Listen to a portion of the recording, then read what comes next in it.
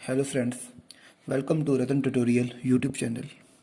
जैसे कि पिछली वीडियो में हमने फैक्टर अफेक्टिंग न्यूक्लियोफिलिक सब्स्टिट्यूशन की बात की थी। उसमें हमने नेचर ऑफ अल्काइल हैलाइड और टाइप ऑफ लिविंग ग्रुप की बात की थी।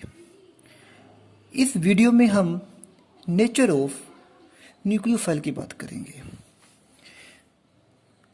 SN means nucleophilic substitution. तो याद रखिए, न्यूक्लियोफाइल का न्यूक्लियोफिलिक सब्स्टिट्यूशन में बहुत ही इंपॉर्टेंट रोल है। This is very very important factor. Now, जैसे कि आपको पता है, SN1 के केस में रेट अल्काइल हैलाइड की कंसंट्रेशन पर डिपेंड करता है। जितनी अल्काइल हैलाइड की कंसंट्रेशन ज़्यादा होगी उतना SN1 का रेट फास्ट होगा। बट SN1 का रेट न्यूक्लियोफाइल की कंसंट्रेशन पे डिपेंड नहीं करता। तो इसलिए SN1 के लिए हम इफेक्ट ऑफ न्यूक्लियोफाइल को नहीं पढ़ेंगे। But in case of SN2 जो रिएक्शन का रेट है वो अल्काइल हैलाइड और न्यूक्लियोफाइल दोनों पे डिपेंड करता है। इसलिए SN2 के केस में हम न्यूक्लियोफाइल का इफेक्ट पढ़ेंगे। जितनी न्यूक्लियोफाइल की कंसंट्रेशन ज़्यादा होगी, अगर हम न्यूक्लियोफाइल की कंसंट्रेशन को बढ़ाएंगे तो रिएक्शन का रेट बढ़ेगा SN2। और अगर हम स्ट्रेंथ ऑफ न्यूक्लियोफाइल को भी बढ़ाएंगे तो भी SN2 का रेट बढ़ेगा। तो याद रखिए, both concentration and strength of nucleophile if we increase then rate of SN2 reaction increase, because better the nucleophile. अगर जितना अच्छा न्यूक्लियोफाइल होगा वो उतनी जल्दी हाइड्रोजन हेलोजन को रिप्लेस करके हेलोजन की जगह सब्स्टिट्यूट हो जाएगा। तो याद रखिए, हम न्यूक्लियोफाइल का effect in case of SN2 पढ़ेंगे, ना कि SN1। नाउ, अब सबसे पहले हमें न्यूक्लियोफिलिसिटी और बेसिसिटी को पढ़ना है। That very very important. जब तक हमें न्यूक्लियोफिलिसिटी और बेसिसिटी के बारे में नहीं पता, हम इफेक्ट ऑफ न्यूक्लियोफाइल की बात नहीं कर सकते। मान लो ये हमारा कोई हेलो अल्केन मॉलिक्यूल है। This is any halogen and this is alpha hydrogen. अगर आपकी कोई नेगेटिव चार्ज स्पीशीज, अगर आपकी नेगेटिव चार्ज स्पीशीज इस हाइड्रोजन पर अटैक करे तो क्या होगा? इस तरह से ये इलेक्ट्रॉन यहाँ आएंगे और ये हेलोजन लीव करेगा। आपका जो प्रोडक्ट बनेगा वो एलिमिनेटेड प्रोडक्ट बनेगा। आपकी एलिमिनेशन रिएक्शन होगी। तो अगर आपकी नेगेटिव चार्ज स्पीशीज हाइड्रोजन पर अटैक करे तो that negative charge species is a base. उस नेगेटिव चार्ज स्पीशीज को बेस कहेंगे। याद रखिए, ऑर्गेनिक केमिस्ट्री के केस में अगर आपकी नेगेटिव चार्ज स्पीशीज हाइड्रोजन पर अटैक करती है, उस नेगेटिव चार्ज स्पीशीज को बेस कहते हैं और इसकी पावर को बेसिसिटी कहा जाता है। सिमिलर वे, अगर हम एक सेम मॉलिक्यूल की बात करें, अगेन ये इस कार्बन के ऊपर पॉजिटिव चार्ज है। अगर आपकी नेगेटिव चार्ज स्पीशीज हाइड्रोजन की बजाय इस कार्बन पर अटैक करे और हेलोजन को की जगह सब्स्टिट्यूट हो जाए, नेगेटिव चार्ज स्पीशीज अगर इस हेलोजन की जगह आपकी नेगेटिव चार्ज स्पीशीज सब्स्टिट्यूट हो जाए, मींस आपकी नेगेटिव चार्ज स्पीशीज कहाँ अटैक करे? कार्बन पे अटैक करे, तो इस नेगेटिव चार्ज स्पीशीज को न्यूक्लियोफाइल कहा जाता है और इसकी पावर को न्यूक्लियोफिलिसिटी कहते हैं। तो एक बात रिमेंबर रखना, in organic chemistry, if your negative charge species attack at hydrogen, that negative charge species is called base and their strength is called basicity. And if negative charge species attack at carbon, that negative charge species is called nucleophile and its power is called nucleophilicity. Both base and nucleophile are negative.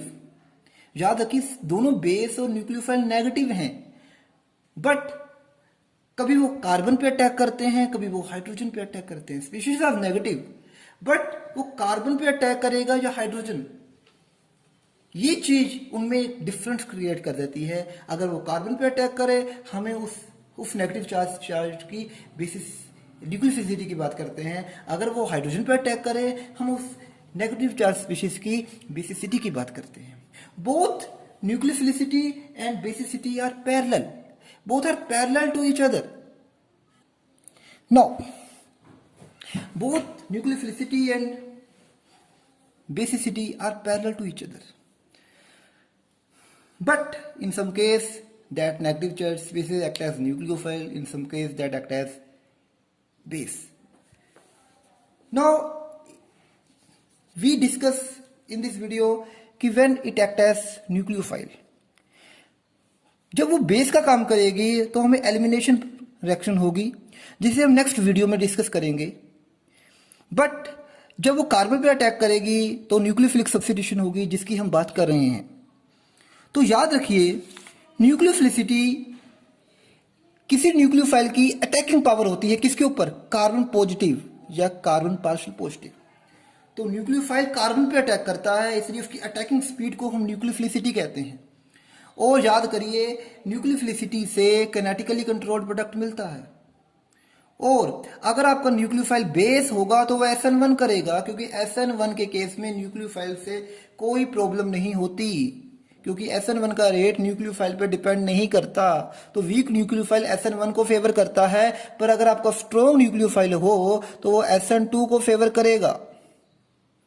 Next, कौन कौन से factor हैं जो nucleophilicity को बढ़ाते हैं? That is very very important कि क्या फैक्टर होंगे जिससे न्यूक्लियोफिलिसिटी इंक्रीज होगी. तो सबसे फर्स्ट पॉइंट है वेरी वेरी इंपॉर्टेंट, जितनी इलेक्ट्रॉन डेंसिटी ज्यादा होगी, जितनी इलेक्ट्रॉन डेंसिटी ज्यादा होगी उतनी न्यूक्लियोफिल पावर ज्यादा होगी. तो याद रखिए, negative charge species are more nucleophilic than neutral. ये इंपॉर्टेंट बात आपने दिमाग में रखनी है. For example, OH negative is better nucleophile than water. HS negative is better nucleophile than H2S. NH2 negative is better nucleophile than NH3. तो एक बात याद रखिए, नेगेटिव चार्ज स्पीशीज की हाई पावर ऑफ न्यूक्लियोफिलिसिटी होती है, क्योंकि नेगेटिव चार्ज स्पीशीज की पोलराइजेबिलिटी ज्यादा होती है. याद रखिए, जितनी पोलराइजेबिलिटी ज्यादा होगी, जितनी पोलराइजेबिलिटी ज्यादा होगी उतनी न्यूक्लियोफिलिसिटी ज्यादा होगी. Nucleophilicity is directly proportional to polarizability, क्योंकि SN2 के केस में आपका न्यूक्लियोफाइल इस कार्बन पर अप्रोच करता है. जितना न्यूक्लियोफाइल पोलराइजेबल होगा उतना वो इसके ऑर्बिटल से ओवरलैप होगा. जितना आपका न्यूक्लियोफाइल पोलराइजेबल होगा, जितना वो पोलराइजेबल होगा उतना वो CX बॉन्ड के एंटी बॉन्डिंग लोब से ओवरलैप होगा. अगर इसकी पोलराइजेबिलिटी कम होगी तो वो CX बॉन्ड से ज्यादा ओवरलैप नहीं हो पाएगा. जितना उसकी पोलराइजेबिलिटी ज्यादा होगी वो उतना ज्यादा CX बॉन्ड के एंटी बॉन्डिंग से क्या होगा, ओवरलैप होगा. तो याद रखिए, जितनी पोलराइजेबिलिटी ज्यादा होगी उतनी न्यूक्लियोफिलिसिटी ज्यादा होगी. तो याद रखिए, नेगेटिव चार्ज स्पीशीज की पोलराइजेबिलिटी न्यूट्रल चार्ज स्पीशीज से ज्यादा होती है. तो more electron density more nucleophilicity. Why? Because more polarizability. Next, electronegativity. That factor is very very important. जितनी इलेक्ट्रोनेगेटिविटी बढ़ेगी, जितनी इलेक्ट्रोनेगेटिविटी इंक्रीज होगी, न्यूक्लियोफिलिसिटी पावर डिक्रीज होगी. तो याद रखिए, electronegativity is inversely proportional to nucleophilicity, क्योंकि अगर इलेक्ट्रोनेगेटिव ज्यादा होगा तो पोलराइजेबिलिटी कम हो जाएगी. अगर इलेक्ट्रोनेगेटिव ज्यादा होगा तो पोलराइजेबिलिटी कम होगी. फॉर एग्जाम्पल, हम बात कर, so in case of if we see, it is a fluoride ion, it is a iodide ion. The outermost electron are strongly tightly held. In this case, outermost electron are less tightly held. Why? Because fluoride is small in size, iodide is large in size. Fluorine is more electronegative, iodide is less electronegative. If these outermost electron are less tightly held, tightly held, then it less polarized toward positive charge. But in this case, outer electron are less tightly held, so more polarized toward positive charge. Remember, it is a CX bond. It is a bonding. This is anti-bonding. Every CX bond, if it is bonding, then it is a anti-bonding. This positive charge lobe, anti-bonding lobe, this anti-bonding lobe interact with negative electron, negative charge. If fluoride is small in size, then its polarizability is very low, but iodide is very large in size, then its polarizability is very high, so it is more overlapping. So in case of iodide, there is more overlapping between iodide and anti-bonding of CX. There is less overlapping between fluoride and anti-bonding of CX. It means it becomes less nucleophilic. So remember, when electronegativity increase, then nucleophilicity decrease. Next, एक बात याद रखिए, stronger base are better nucleophile. जो stronger base होते हैं वो better nucleophile. Generally it is a generally, not always. अब हम इस एग्जाम्पल को लेकर चलते हैं. इस एग्जाम्पल में कार्बन, नाइट्रोजन, ऑक्सीजन और फ्लोरीन एटम्स के मॉलिक्यूल हैं. अब अगर मैं CH4, NH3, वाटर और HF की बात करूं तो HF is stronger acid. HF is stronger acid than water. Water is stronger acid than NH3. NH3 is stronger acid than CH4. Now these are the conjugate base. CH3 is conjugate base of CH4. NH2 negative is conjugate base of NH3. OH negative is conjugate base of H2O. F negative is conjugate base of HF. Now CH3 negative is stronger base. You know, every strong acid है weak conjugate base. तो अगर HF एक strong acid है तो इसका conjugate base weak होगा. तो HF का conjugate base F negative है. HF is strong but its conjugate base is weak. Same CH4 is weak acid but its conjugate base is strong base. याद रखिए, अगर कोई strong acid हो उसका जो conjugate बेस होता है वो वीक होता है. अगर वीक एसिड हो तो कॉन्जुगेट जो बेस होता है वो स्ट्रॉन्ग होता है. तो HF strong acid, weak conjugate base. Phoebe is conjugate base. Again CH4 is weak acid. तो CH3 negative is strong conjugate base. तो इस एग्जाम्पल में इन सब एटम मॉलिक्यूल्स का साइज लगभग सेम है. There is no much difference the size of these molecule because nitrogen, carbon, oxygen, fluorine they have nearly same size. Exactly no but nearly same size. So CH3 negative is strong base. So stronger the base, याद रखिए, stronger the base better the nucleophile. But this applicable generally in this case only. तो एक बात याद रखिएगा, जितनी electronegativity ज़्यादा होगी न्यूक्लियोफिलिसिटी कम होगी. जितना स्ट्रॉन्ग बेस होगा उतना बेटर न्यूक्लियोफाइल होगा. फॉर इन दिस केस ये ऑर्डर आपने दिमाग में रखना है. Now next factor is very very important, size of nucleophile. याद रखिए, जैसे जैसे न्यूक्लियोफाइल का साइज इंक्रीज होता है न्यूक्लियोफिलिसिटी इंक्रीज होती है. तो very very important, SH negative is strong nucleophile than OH negative. Same reason here, polarizability. Large size atom, जैसे मैंने पहले बात की थी, जितने एटम का साइज, जितने नेगेटिव का साइज बड़ा होगा उतनी उसकी पोलराइजेबिलिटी ज़्यादा होगी, उतनी उसकी बॉन्डिंग ओवरलैपिंग क्या होगी, ज़्यादा होगी। और जितनी बॉन्डिंग ओवरलैपिंग ज़्यादा होगी उतना वो रिएक्शन क्या करेगा, फास्ट करेगा, उतना उसका न्यूक्लियोफिलिक करैक्टर ज़्यादा होगा, वो कार्बन की तरफ उतना ज़्यादा क्या होगा, इंटरेक्ट होगा। तो याद रखिए SH का साइज, SH नेगेटिव का साइज बड़ा है OH नेगेटिव से, तो it is a strong nucleophile than OH negative. Again PH3 is strong nucleophile than NH3, same reason because size of phosphorus is larger than nitrogen। तो याद रखिए जैसे जैसे साइज इंक्रीज होता है पोलराइजेबिलिटी ऑफ न्यूक्लियोफाइल इंक्रीज होती है, तो न्यूक्लियोफिलिक करैक्टर भी क्या होता है, इंक्रीज होता है। ये रिमेंबर रखने इस बात को, जैसे जैसे साइज इंक्रीज होता है पोलराइजेबिलिटी इंक्रीज होती है, न्यूक्लियोफिलिक करैक्टर भी इंक्रीज होता है।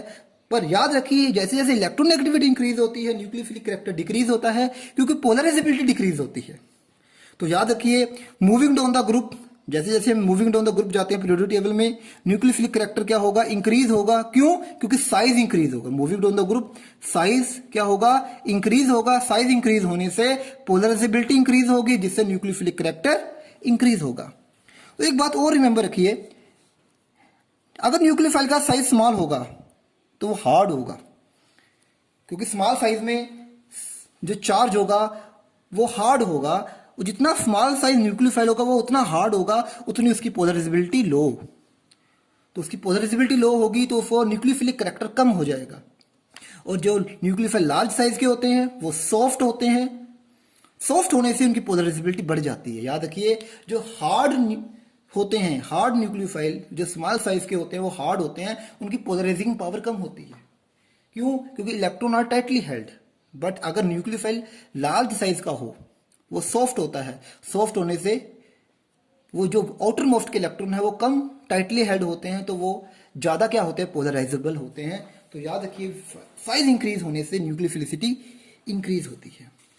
Next factor is very very important. अगर न्यूक्लियोफाइल स्टेटिकली बल्की हो, या वेरी वेरी इंपॉर्टेंट फैक्टर, अगर आपको न्यूक्लियोफाइल स्टेटिकली बल्की हो तो उसका न्यूक्लियोफाइल करैक्टर कम हो जाता है। याद रखिए एक statically bulky nucleophile are less reactive. क्यों? क्योंकि SN2 के केस में आपको जैसे पता है कि SN2 के केस में क्या बनती है, ट्रांजिशन स्टेट बनती है। In case of SN2 there is formation of transition state. अगर ट्रांजिशन स्टेट में अगर आपका न्यूक्लियोफाइल बल्की हुआ,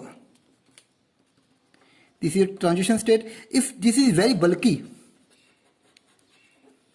अगर आपका न्यूक्लियोफाइल बल्की है तो आपकी ट्रांजिशन स्टेट हिंड्रेड हो जाएगी। हिंड्रेड होने से वो बनेगी ही नहीं। तो याद रखिए अगर आपका न्यूक्लियोफाइल स्टेटिकली बल्की है तो transition state become more static hindrance, not stable. तो उसका न्यूक्लियोफिलिक करैक्टर डिक्रीज हो जाएगा, वो न्यूक्लियोफाइल का काम नहीं करेगी, वो लाइक बेस काम करना शुरू कर देगी। वो कार्बन से इंटरेक्ट नहीं करेगी, वो हाइड्रोजन से इंटरेक्ट करेगी। वो न्यूक्लियोफिलिक सब्स्टिट्यूशन करने के बजाय एलिमिनेशन रिएक्शन करनी शुरू हो जाएगी।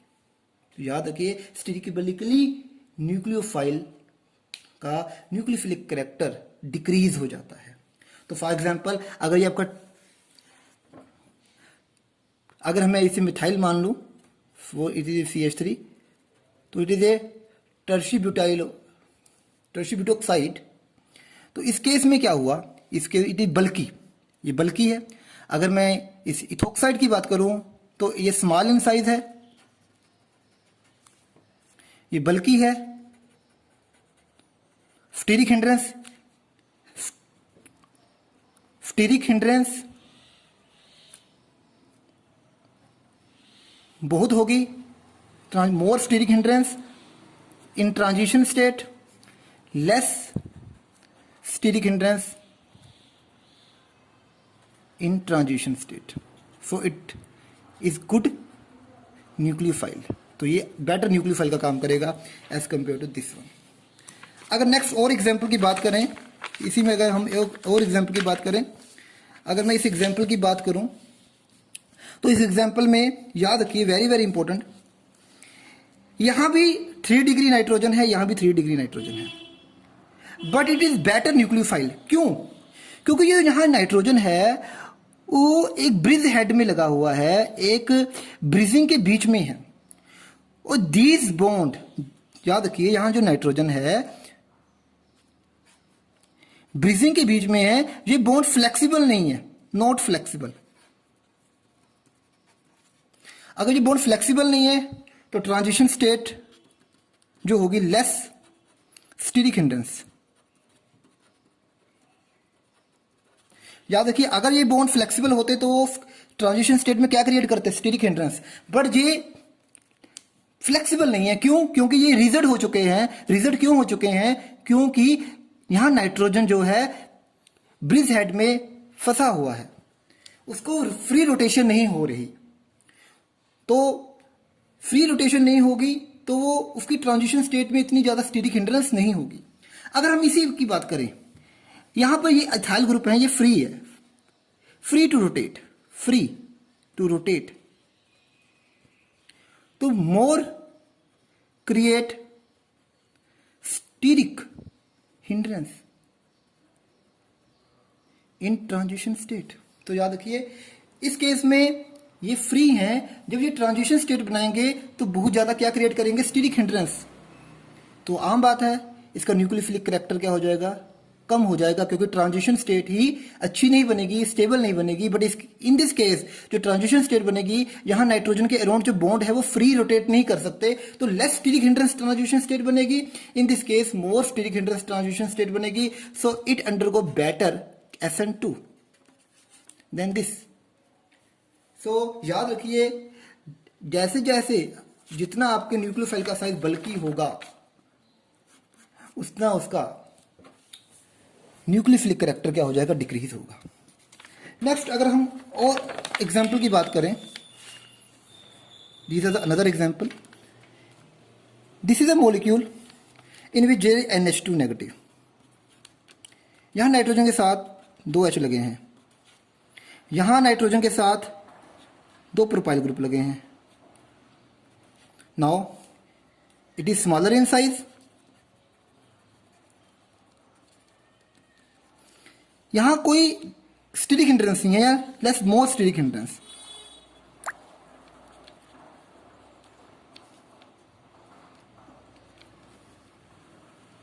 यहां स्टीरिक हिंड्रेंस ज्यादा होगी तो ट्रांजिशन स्टेट क्या होगी? अनस्टेबल। तो इस केस ट्रांजिशन स्टेट क्या होगी? अनस्टेबल। यहां जो ट्रांजिशन स्टेट होगी स्टेबल। तो याद रखिए इन this case transition state is unstable, in this case transition state is stable. यहां ट्रांजिशन स्टेट अनस्टेबल होगी, यहां ट्रांजिशन स्टेट स्टेबल होगी। तो जितनी ट्रांजिशन स्टेट स्टेबल होगी वो SN2 करेगा तो इजिली। तो अगर मैं बात करूं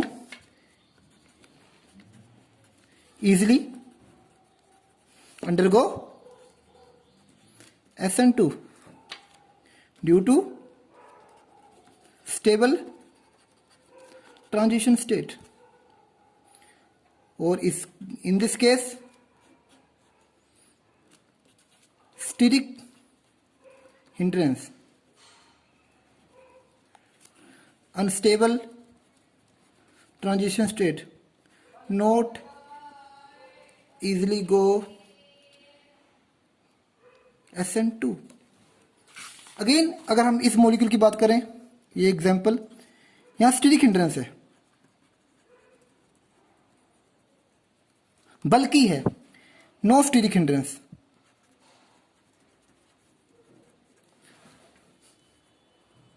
less bulky, it is more bulky, so it undergo easily S11 easily,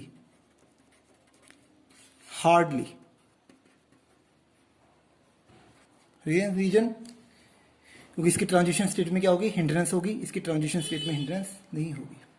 तो एक बात को याद रखिएगा, अगर आपकी ट्रांजिशन अगर आपका न्यूक्लियोफाइल बल्कि है तो SN2 के केस में जो बनने वाली ट्रांजिशन स्टेट है वो स्टेबल नहीं बनेगी, जिसके कारण SN2 फॉलो नहीं होगा। अगर आपका न्यूक्लियोफाइल लेस बल्कि है तो जो ट्रांजिशन स्टेट बनाएगा that is more stable then another.